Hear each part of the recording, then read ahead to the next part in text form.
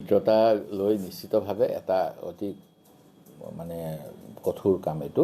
এইকাৰণে ৰাজনৈতিক দলবিলাকে নিজৰ প্ৰসাৰ আৰু প্ৰভাৱ বিস্তাৰ কৰিব বিচাৰে। সেইটো সকলোৰে কাৰণে সেইটোৱে হয় আৰু সেই গতিকেই সকলোৱে আসন অধিক ডিমাণ্ড কৰে। কিন্তু বাস্তৱটো আমি চাব লাগিব যে বিজেপিক প্ৰতিহত কৰিবলৈ হ'লে কোন দলৰ প্ৰাৰ্থীজনে জয়লাভ কৰিব পাৰিব। নিজৰ দলৰ মই প্ৰথম যেতিয়াই ইয়াৰ পূৰ্বৰ আমাৰ সভাপতি ভূপেন বৰা ডাঙৰীয়াৰ বৈঠক আৰম্ভ হৈছিল, দ্বিতীয় বৈঠকৰ পৰা মই উপস্থিত আছোঁ কণ্টিনিউৱাছলি।